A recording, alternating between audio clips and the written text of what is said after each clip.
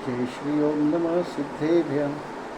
नमो अरिहन्ताणं नमो सिद्धाणं नमो आयर्याणं नमो वज्रायाणं नमो लोये सव्वसाहुनं। मङ्गलं भगवान् वीरो मङ्गलं गौतमो गणि मङ्गलं कुन्दकुन्दार्यो जैनधर्मोऽस्तु मङ्गलं। सर्वमङ्गलमाङ्गल्यं सर्वकल्याणकारकं प्रधानं सर्वधर्माणां जैनं जयतु शासनं। जैनं जयतु शासनं। जैनं जयतु शासनम। आचार्य वादीप सिंह सूरी द्वारा विरचित छत्र चूड़ामणि की वांछना हम लोग कर रहे हैं, जिसका चौथा लम्ब हमारा समाप्त हो चुका था और पाँचवें लम्ब में उप कथा नंबर 9 हम लोग पढ़ रहे थे, जिसमें काष्टांगार ने क्रोधित होकर जीवेंद्र कुमार से क्रोधित हुए थे। उसका बैकग्राउंड ऐसा है कि वो मदोन्मत हाथी को जिसको वश किया था, गुणमाला पर उपद्रव चल रहा था, तब वो हाथी काष्टांगार का एकदम फेवरेट हाथी था और जैसे ही उसको हरा दिया तो उस हाथी को भी अपमान महसूस हुआ और उसने खाना पीना सब छोड़ दिया था। तो उसी से क्रोधित होकर काष्टांगार ने अपनी सेना भेजी जीवेंद्र कुमार को उठा के अपने पास लाने के लिए, बंदी बनाकर लाने के लिए काष्टांगार ने सेना भेजी। जब सेना आई तो जीवेंद्र कुमार ने उनसे भी युद्ध करना प्रारंभ किया, लेकिन उनके जो पिता थे सेठ गंधोत्कच, उन्होंने समझाया, उन्होंने हाथ बांध दिए जीवेंद्र कुमार के और समझाया कि आप राज्य सेना से युद्ध नहीं करेंगे। श्लोक नंबर 11 हम लोग पढ़े थे, लेकिन इसको फिर से पढ़ेंगे एक बार। सेठ गंधोत्कच का कार्य, श्लोक नंबर 11। पश्चादबद्धममु पश्चादसौ गन्धोत्कटो व्यधात् न हि वारयितुं शक्यं पौरुषेण पुराकृतम्। अन्वयार्थ, इसके अनंतर इन गंधोत्कच ने जीवेंद्र कुमार को पीछे की ओर से बांधा हुआ कर दिया, अर्थात उसके हाथ पीछे बांधकर सेना को सौंप दिया।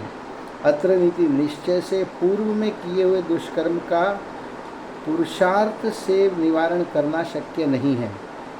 कहानी में ये बता दिया कि सेठ गंधोत्कच ने जीवेंद्र कुमार को पीछे से हाथ बांध दिए और सेना को सौंप दिया, और फिर नीति की बात ये बताई कि आपने पूर्व में यदि कोई दुष्कर्म किया हुआ है तो उसका यहाँ पर कितना भी पुरुषार्थ करो तो उसका निवारण करना, पूर्व में किए हुए दुष्कर्म का निवारण करना पुरुषार्थ से भी शक्य नहीं है।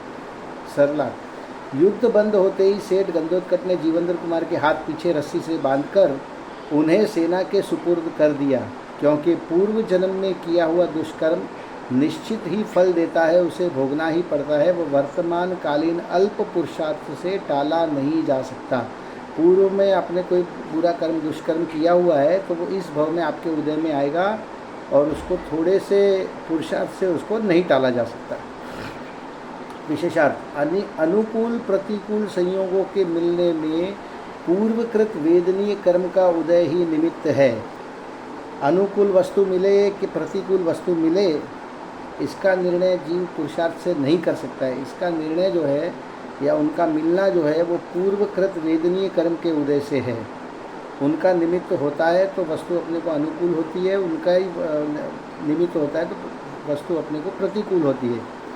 जैसे कि आज्ञाकारी पत्नी या पुत्र का मिलना, ये तो क्या हुआ, अनुकूल हो गया, तो ये वेदनीय कर्म के उदय से मिले। मगर वही पत्नी या पुत्र जब अपनी आज्ञा की अवहेलना करने लगे तो वही प्रतिकूल हो जाता है। इसलिए इसमें पुरुषार्थ का कुछ भी कार्य नहीं है, इसमें कर्मों का उदय ही इसमें निमित्त है। उसमें वर्तमान काल का अल्प पुरुषार्थ कुछ भी फेरफार नहीं कर सकता। हाँ, यदि जीव पूर्वकृत पाप की तुलना में वर्तमान काल में विशेष पुरुषार्थ करे तो पूर्वकृत पाप विशेष परिस्थिति में कभी कभी संक्रमित होकर पुण्य रूप हो जाते हैं। यहाँ पे बहुत सारी कंडीशंस बता दी थी हम लोगों ने, कल ये लास्ट में पढ़ा था इसको सिर्फ पढ़ लिया था, इसके बारे में चर्चा नहीं की थी, इसीलिए इस श्लोक को वापस लिया है कि यहाँ पे क्या बताया गया है कि यदि जीव पूर्वकृत पाप की तुलना में, जितना पाप पहले किया है पूर्वकृत, उसकी तुलना में वर्तमान काल में विशेष पुरुषार्थ करे, बहुत अधिक क्वांटिटी में करे, बहुत अधिक मात्रा में करे या बहुत अधिक गहराई से पुरुषार्थ करे, तो पूर्वकृत पाप विशेष परिस्थिति में कभी कभी संक्रमित होकर पुण्य रूप हो जाए। संक्रमित यानी पुण्य का पाप रूप जो कर्म प्रक्रिया थी उनका संक्रमण होकर वो पुण्य रूप हो जाती है। जैसे कितनी कंडीशन यहाँ पे डाल दी कि पूर्वकृत पाप की तुलना में पहले तो वर्तमान काल में विशेष पुरुषार्थ, दूसरा पूर्वकृत पाप विशेष परिस्थिति में, दूसरा जो है कभी कभी संक्रमित होकर पुण्य रूप हो जाता है। इतनी सारी कंडीशन यहाँ पे डाल दी। बहुत सारे उदाहरण अपने शास्त्रों में मिलते हैं। जैसे कि सबसे अच्छा उदाहरण मुझे याद आता है यहाँ पे श्रेणिक राजा का। उन्होंने 7वें नरक की आयु यहाँ पर बांध ली थी। जब उन्होंने मुनिराज के ऊपर उपसर्ग किया था, गले में मरा हुआ सर्प डाला था श्रेणिक राजा ने, तब उन्होंने 7वें नरक की आयु बांध ली।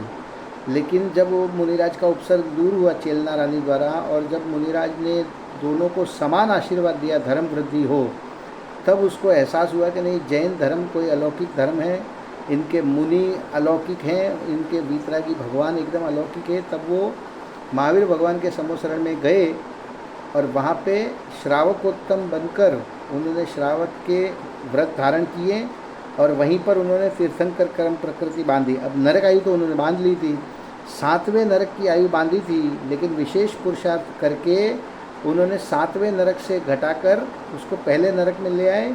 जो सागरों में आयु होती 30-32 सागर की आयु होती उनकी, वो मात्र 80,000 वर्ष की रह गई उनकी। ठीक है, अगला श्लोक देखते हैं हम लोग 12 नंबर का। काष्टांगार की क्रूरता। दृष्ट्वापि तं तथा भूतं हन्तुमाह स दुर्मितः सतां हि प्रहिता शान्त्यै खलानां दर्प कारणम्।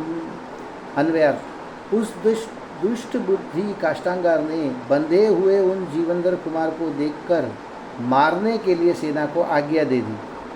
अत्र नीति। निश्चय से सज्जन पुरुषों के सन्मुख नम्रता शांत करने वाली होती है, किंतु दुर्जन पुरुषों के आगे नम्रता अहंकार को बढ़ाने वाली होती है। वो विनम्रता से जीवंधर कुमार तो क्या हुआ, यहाँ पे पहले स्टोरी में श्लोक यहाँ पे बढ़ता है कि उस दुष्ट बुद्धि काष्टांगार ने बंधे हुए जीवंधर कुमार को देखकर, उस क्रोध तो उसको था ही, तो उस बंधे हुए जीवंधर कुमार को देखकर उन्हें मारने के लिए सेना को आज्ञा दे दी।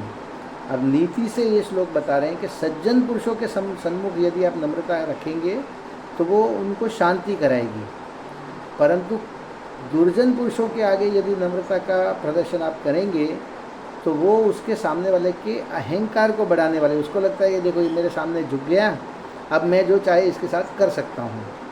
सरलार्थ। वह दुष्ट क्रूर बुद्धि काष्टांगार हाथ बंधे हुए जीवंधर कुमार को सामने देखकर भी सेना को उन्हें जान से मारने की आज्ञा दे देता है, क्योंकि सज्जन पुरुषों के सामने दिखाई गई विनम्रता तो उनकी क्रोधाग्नि शांत करने वाली होती है, किंतु दुर्जन पुरुषों के सामने दिखाई गई विनम्रता उनके अहंकार को बढ़ाने वाली होती है। यहाँ पे जीवंधर कुमार हाथ बंधे हुए थे तो वो कुछ कर तो सकते नहीं थे, तो उन्होंने विनम्रता से उनके सामने खड़े हुए थे काष्टांगार के सामने जीवंधर कुमार।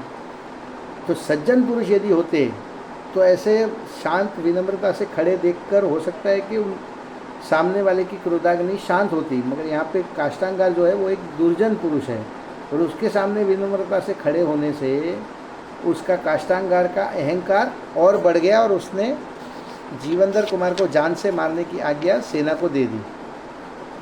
विशेषार्थ। सेठ गंधोत्कट ने राजाज्ञानुसार जीवंधर कुमार को हाथ बांधकर राजा के पास भेज दिया था।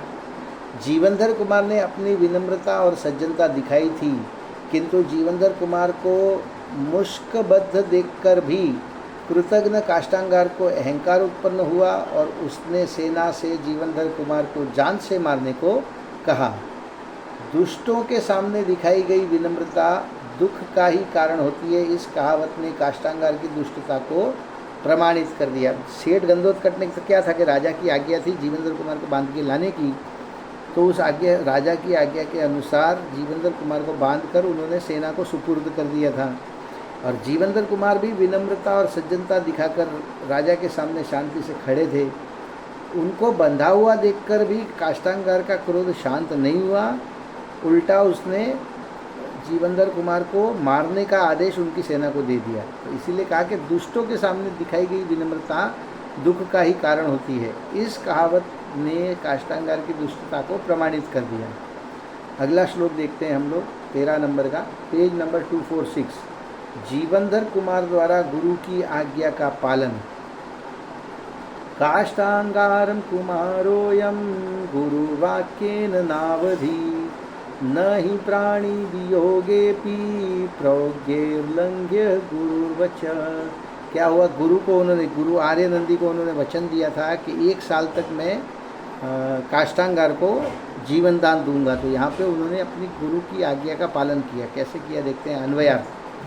जीवनधर कुमार ने अपने गुरु के वचन से काष्ठांगार को नहीं मारा।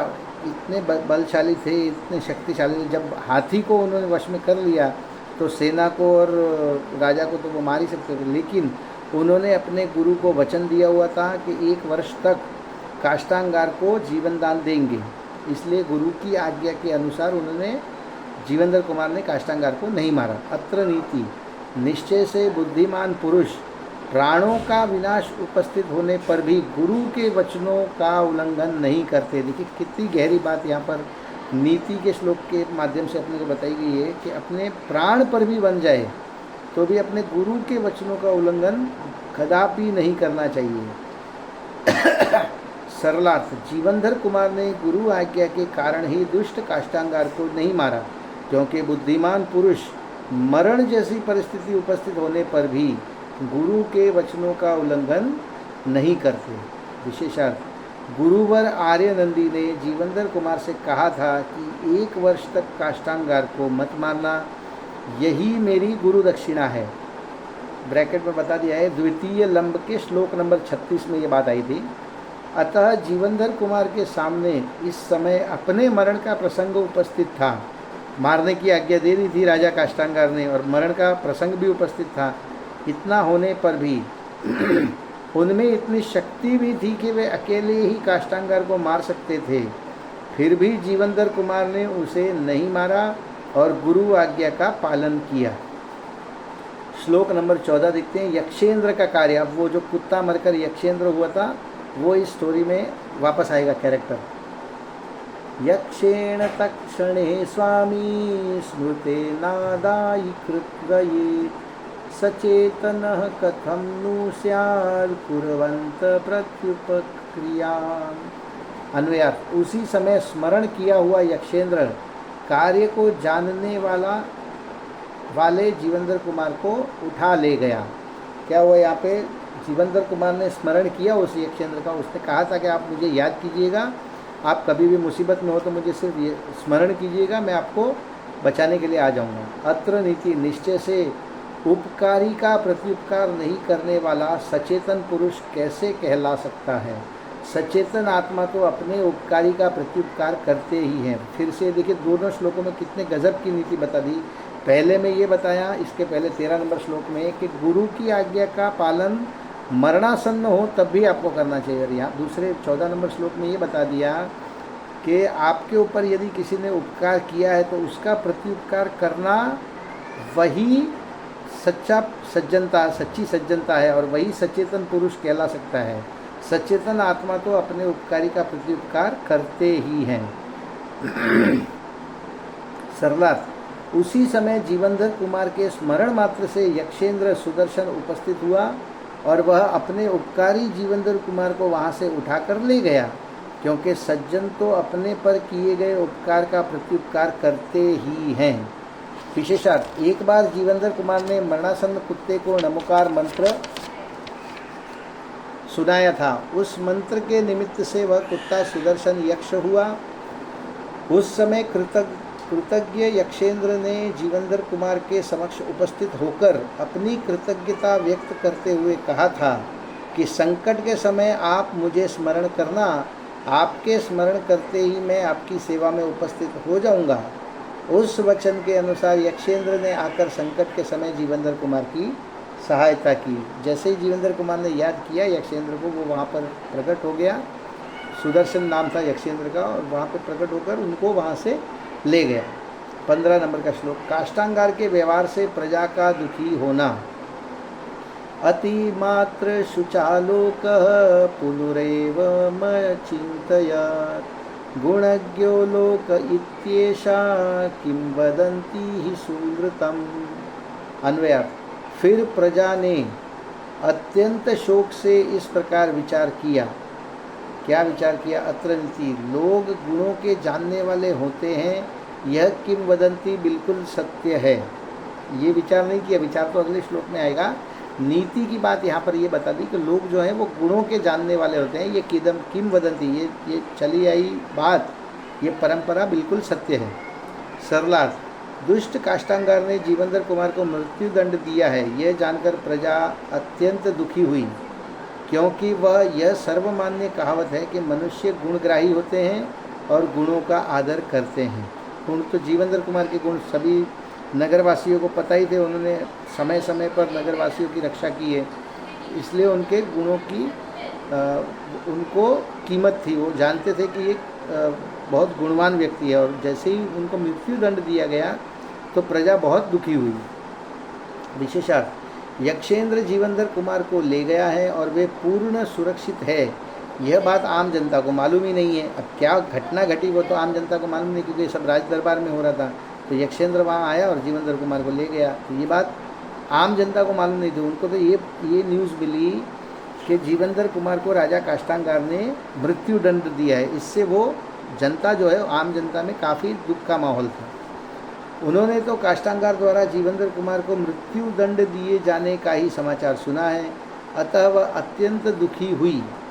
प्रजा के दुख से प्रकट होता है कि मनुष्य गुणज्ञ होते हैं और गुणी जनों का आदर करते हैं, अन्यथा प्रजा शोक प्रकट क्यों करती? गुणी जन हो, यदि विशेष कोई विद्वान हो, कोई विशेष परिस्थिति हो, उस मनुष्य से लोगों का अत्यंत लगाव होता है, और वो जब यदि दुखी हो रहे हैं तो इससे ये पता चलता है कि वो गुणज्ञ हैं, गुणों का आदर, गुणी जनों का आदर करते हैं। 16 नंबर का श्लोक देखते हैं हम लोग। काष्टांगार की दुष्टता पर विचार। अब जो पहले बताया काष्टांगार के व्यवहार से प्रजा का दुखी होना, तो ऐसा मन में प्रजा ने अत्यंत शोक से इस प्रकार विचार किया। जो 15 नंबर श्लोक में था वो यहाँ पे क्या विचार किया वो 16 नंबर श्लोक में आया है। काष्टांगार की दुष्टता पर विचार। अतिलोकमिदं शाठ्यं काष्टांगारस्य दुर्मते, एतावदेव किं शाठ्यं स्वामी द्रोहाद बिभृत। अन्वयार्थ, दुष्ट बुद्धि काष्टांगार की यह दृष्टता लोक को भी उल्लंघन कर गई, अथवा अपने स्वामी के द्रोह से नहीं डरने वाला काष्टांगार, अपने स्वामी के द्रोह से नहीं डरने वाले काष्टांगार की इतनी दुष्टता क्या अधिक है। अब क्या बता रहे हैं उन्होंने कि जीवंदर कुमार को मृत्यु दंड दे दिया, ये तो बहुत छोटी बात है। जिसने अपने स्वामी के साथ द्रोह किया है, तो ये जो कार्य किया है ये तो बहुत छोटा सा कार्य है। सरलार्थ, दुष्ट बुद्धि काष्टांगार ने निरपराधी और गुणवान जीवंदर कुमार को मृत्यु दंड देकर अपनी भयंकर दुष्टता का ही परिचय दिया है। जो अपने स्वामी सत्येंद्र के प्रति राजद्रोह करने से नहीं डरा, उस दुष्ट काष्टांगार की यह दुष्टता कुछ अधिक नहीं है। जो अपने स्वामी से द्रोह करने में नहीं डरा, तो उनको तो ये प्रजाजन को तो ये पता भी नहीं कि जीवंदर कुमार राजा के पुत्र हैं, और हो भी तो राजा के पुत्र को मारने में कौन सी बड़ी बात। जब राजा को ही मरवा दिया, तो इतनी क्रूरता कर दी, तो उनके पुत्र को मार दे तो कौन सी बड़ी बात है। विशेषार्थ, राजद्रोह करने में सभी प्रकार के द्रोह समाहित हो जाते हैं, इसमें 5 प्रकार के पाप भी गर्भित हो जाते हैं। अतः ऐसे राजद्रोह की दुष्टता करने वाले काष्टांगार द्वारा एक वणिक पुत्र को मृत्युदंड देना विशेष दुष्टता कैसे हुई। ब्रैकेट में बात बताइए, काष्टांगार की दृष्टि में तो जीवंदर कुमार एक वैश्य पुत्र ही है, सेठ गंधोत्कच के पुत्र हैं। उसे अभी यह पता ही नहीं है कि जीवंदर कुमार राजा सत्येंद्र के ही पुत्र हैं। अगला श्लोक देखते हैं 17 नंबर का।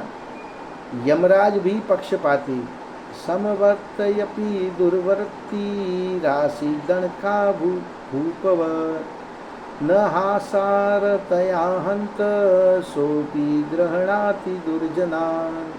अन्वयार्थ, खेद है, सबके साथ एक जैसा बर्ताव करने वाला राजा यमराज भी एक दुष्ट राजा के सदृश दुराचारी हो गया।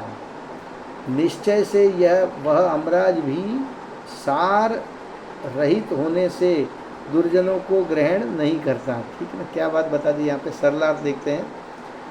प्रजा ऐसा विचार करती है कि यह महान खेद की बात है कि यमराज को सबके साथ सामान्य व्यवहार करता है, वह भी दुष्ट राजा की तरह पक्षपाती हो गया है, क्योंकि वह भी काष्ठांगार जैसे दुर्जनों को निस्सार समझकर यमलोक नहीं ले जा रहा। क्या प्रजा ऐसे विचार करती? यमराज की परिकल्पना हिंदू धर्म में है, अपने जैन मान्यता अनुसार तो ऐसा कोई यमराज होता नहीं, मगर हिंदू परंपरा में ये यमराज नाम के एक देव होते हैं, मृत्यु देव कहे जाते हैं। तो जब मृत्यु होने वाली हो किसी की तो वहाँ पर आके उसके प्राण हरते हैं, ऐसा हिंदू परंपरा में माना जाता है। तो प्रजा ऐसा विचार करती है कि महान खेद की बात है कि यमराज जो सबके साथ समान व्यवहार करता है, भले ही राजा हो तो उसकी भी मृत्यु आई हो तो उसके भी प्राण हर लेता है, और यदि कोई रंग हो उसकी मृत्यु आई हो तो उसकी भी प्राण हर लेता है, तो सबके साथ समान व्यवहार करता है, वह भी दुष्ट राजा की तरह पक्षपाती हो गया है। क्यों कि जीवनधर कुमार को मृत्युदंड मिल गया है, मगर काष्ठांगार को कोई सज़ा नहीं दे रहा है। मगर फिर यहाँ पे कारण बताया, क्योंकि वह भी काष्ठांगार जैसे दुर्जनों को निस्सार समझकर यमलोक नहीं ले जाता। वो बता रहे हैं कि यमलोक इसलिए नहीं ले जाता कि काष्ठांगार जो है वो इतना दुर्जन है कि वो निस्सार मनुष्य है, इसलिए उसको वहाँ पर यमलोक में नहीं ले जाता है। विशेषार्थ, प्रजा को काष्ठांगार जैसे दुष्ट राजा का जीवित रहना अच्छा नहीं लग रहा है। वह विचार करती है कि सबके साथ निष्पक्ष व्यवहार करने वाले यमराज भी पक्षपाती हो गए हैं क्या? तभी तो वह दुर्जन एवं महादुष्ट काष्ठांगार को यमलोक नहीं ले जा रहा। इसका तात्पर्य यह है कि जन समुदाय काष्ठांगार को बिल्कुल ही नहीं चाहता है, वह तो काष्ठांगार की मृत्यु की कामना करता है और जीवनधर कुमार को अपना 11वां प्राण समझता है। इससे जन समुदाय की गुण ग्रहणता की भावना स्पष्ट होती है। देखिए, मनुष्य 10 प्राण से जीता है, तो यहाँ पे अपने जीवनधर कुमार को जो प्रजाजन जो है वो अपना 11वां प्राण समझती है और काष्ठांगार से अति घृणा करती है और उसके मृत्यु की कामना करती है। तो इससे जन समुदाय की गुण ग्रहणता की भावना स्पष्ट हो जाती है। यहाँ पे फिर से बोल्ड लाइन में बता दिया है, यमराज की मान्यता वैदिक धर्म में की गई है, जैन धर्म में नहीं। यहाँ तो मात्र यमराज को दृष्टांत रूप में ही लिया है। श्लोक नंबर 18, सज्जन और दुर्जन का स्वभाव। वारिहंस इव क्षीरं सारं गृह्णाति सज्जनः यथा श्रुतं यथा रुच्यं शोच्यानाम हि कृपमिता। अन्वयार्थ, सज्जन पुरुष जल में से दूध ग्रहण करने वाले हंस के सदृश वस्तु का सार ग्रहण कर लेते हैं। निश्चय से सोचनीय दुष्ट पुरुषों के कार्य या तो मनमाने या दूसरे से सुनकर किए हुआ करते हैं। सरलार्थ, जैसे मिले हुए दूध और पानी में से गुणग्राही हंस दूध को ही ग्रहण करता है, वैसे ही सज्जन पुरुष किसी घटना विशेष या व्यक्ति से आत्म कल्याण परक सारभूत विषय ही ग्रहण करते हैं, और दुर्जन पुरुष जनश्रुति और अपनी व्यक्तिगत अभिरुचि के आधार पर ही कार्य करते हैं। वे कुछ भी सार असार का विचार ही नहीं करते। क्या बता दिया? हंस का एग्जाम्पल यहाँ पे दिया है कि हंस जो है वो जब दूध, क्षीर और नीर मिला हुआ है, दूध और पानी मिले हुए हैं, तो उसमें से वो दूध पी लेता है और पानी छोड़ देता है। वैसे ही वो विवेक से काम करता है वैसा। तो वैसे ही सज्जन पुरुष किसी घटना विशेष से या व्यक्ति से, किसी भी घटना से, यहाँ पे कुछ जो घटना घटी है जीवनधर कुमार को मृत्युदंड की और काष्ठांगार की दुष्टता की जो घटना यहाँ पर घटी है उससे, या फिर कोई व्यक्ति विशेष से आत्म कल्याण परक सारभूत विषय ही ग्रहण करते हैं, उससे उनको आत्म कल्याण की भावना होती है कि देखिए जीवनधर कुमार जैसे सज्जन पुरुष हैं, उनको भी यदि मृत्युदंड मिल जाए तो मतलब फिर उनको 7 तत्वों का विचार आता है कि क्या करने लायक है, क्या करने लायक नहीं है। क्या बता दिया यहाँ पे? वैसे ही सज्जन पुरुष किसी घटना विशेष या व्यक्ति से आत्म कल्याण परक सारभूत विषय ही ग्रहण करते हैं। ये तो एक बात हुई। और दूसरा, जो सज्जन नहीं है, जो दुर्जन पुरुष हैं, वो जनश्रुति और अपनी व्यक्तिगत अभिरुचि का, जनश्रुति यानी कहीं सुनी बातें, लोगों से सुनी हुई बातें, और अपनी व्यक्तिगत अभिरुचि, उनको पर्सनली जो कुछ अच्छा लगता है, उनके जो अनुकूल होता है, उसके आधार पर ही कार्य करते हैं, वे कुछ भी सार असार का विचार ही नहीं करते। दुर्जन पुरुष जो होंगे वो सिर्फ अपने को जो अनुकूल होगा उससे उस प्रकार का कार्य करेंगे, और सज्जन व्यक्ति जो है वो किसी घटना विशेष से या व्यक्ति विशेष से आत्म कल्याण परक सारभूत विषय ही ग्रहण करते हैं। विशेषार्थ, काष्टांगार तो दुर्जनों का शिरोमणि है, उसे सार असार का विचार ही नहीं है, अतः उसने जीवनधर कुमार को मृत्यु दंड का आदेश अपनी व्यक्तिगत रुचि और द्वेष बुद्धि से दिया था। बताया था कि उसको 3-4 कारण थे जिस कारण से उसको जीवनधर कुमार से अति घृणा थी, उसको बहुत क्रोध था, तो उसने अपनी व्यक्तिगत रुचि और द्वेष बुद्धि से दिया है। जिस कार्य के लिए हंस क्षीर न्याय का बल नहीं है, जिस कार्य के लिए हंस क्षीर न्याय का बल नहीं है तथा आगम की पवित्र परंपरा नहीं है, वह कार्य अच्छा हो ही नहीं सकता। अब उसने हित अहित का विवेक नहीं किया, उसने सार असार का विवेक नहीं किया काष्टांगार ने, और जीवनधर कुमार को मृत्युदंड सुना दिया, तो इसमें क्या बता दिया कि उस कार्य में हंस क्षीर न्याय का बल नहीं है। हंस की तरह उसने दूध और पानी को अलग नहीं किया। क्या गुण है जीवनधर कुमार में और क्या कमी है? कमी तो वैसे अपने हीरो में कुछ है नहीं, लेकिन क्या गुण है और क्या कमी है उसका विचार नहीं किया। तथा आगम की पवित्र परंपरा नहीं है, किसमें? जिस कार्य में एक तो आगम की परंपरा नहीं है, दूसरा हंस क्षीर न्याय का बल नहीं है, वह कार्य अच्छा हो ही नहीं सकता। तो उसने जो कार्य किया है वो तो अच्छा हो ही नहीं सकता। ठीक है, अभी अगला श्लोक हम लोग 19 नंबर का कल देखते हैं। अभी जिनवाणी स्तुति।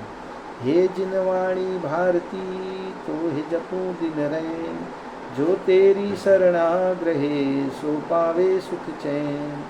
जावाणी के ज्ञान ते सूझे लोकालो, सो वाणी मस्तक नमो सदा देत हूँ ढो, सदा देत हूँ ढो। जय जिनेन्द्र। बोलिए जिनवाणी मात की जय।